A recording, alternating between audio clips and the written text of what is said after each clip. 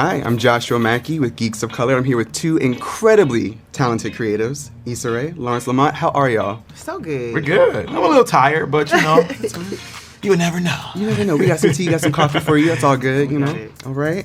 So I got to ask, starting with you, Issa. Now, you have starred in, created, uplifted stories that center Black storytelling. And One of Them Days fits the bill. I love that title. I just want to sing Monica all the time when I hear it. And so with your producer hat on, what was the moment like when you were like, this movie has to make it to the big screen. I have to make it see that it's the light of day. What was my God. As soon as I read the script, I'm a big fan of Sarita Singleton's writing. We worked together on rap shit and on Insecure, and she just writes the best female characters, the best female friendships. And so, given that this was set in LA, where I'm also from, and was a buddy comedy that I hadn't seen in a while, like, I just immediately identified with the characters, and I was like, we have to make this happen.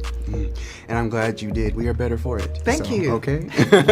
Now, Lawrence, what were some of the cultural references or films that helped mold your directorial vision? Because, like, it's giving Baps. It's giving Friday franchise, y'all. So, like, what were some of those touchstones for you? I mean, honestly, both of those, Baps and Friday, but also films like Superbad, and just tapping into like 90s Black cinema, all the stuff that John Singleton was doing, Poetic Justice, Boys in the Hood, the Hughes brothers, just like really keeping the essence of LA alive, but making sure the world was broad. So I pull from everything, man. There's some Spike Lee in there, there's some Kurosawa in there if you find it, but definitely the iconic Black cinema. Yeah.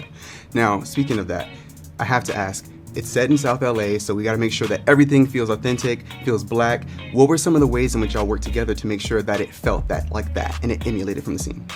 Believe it or not, fighting to shoot in LA, honestly, real. That's a huge, nobody's really shooting stuff here. And so we felt privileged to be able to do that and like represent the communities that we're shooting in, because if I'm watching a movie and I see like, oh, why are they on Crenshaw? Yeah, okay, like what is this? Why are they like fronting and I'm taken out of the movie? So it's just really important for us to make sure that we were actually shooting in the neighborhoods that we were depicting. Yeah, and actually using a lot of the neighborhood as background, That's something that we did as well in this film. It's a lot of regular background extras, but we wanted to keep the community involved so that you see people walking around in the background, they are literally from that community. Oh, look at that. For us, by us, okay? We love it. Yep. So, on that note, I also have to ask, there is a particular cocktail I gotta know. Have y'all tried the hot Cheeto martini? No, would you try it? I might. Listen, I like a little hot Cheeto moment. Made it sound good. She did make it sound good. Little I might by the end of the day, depending on how this press day goes. Maybe I'll try one. Yeah. Yeah. I mean, hey, the day is still young. The day is young. All right, and it seems like it's a good brunch drink, and it's also evening, nightcap. But come on. This drink is about to go viral. I know, I'm really gonna try it. I'm gonna make it at home for myself. As you should. Come on.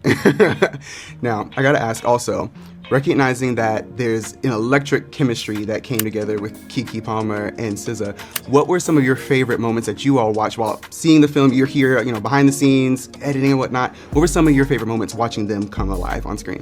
I mean, honestly, seeing their friendship just like become so organic that it was moments in our film that you would think was scripted and it's not, I don't know, I don't want to give anything away, but just like the Church's Chicken moment. You watched the film. Yes, I did. Yeah, okay, so the moment where they're walking to Tony Baker's character, the employee, like that's all improv, but I think that goes to show like just how tight-knit that they were and how they actually embodied Drew and Alyssa.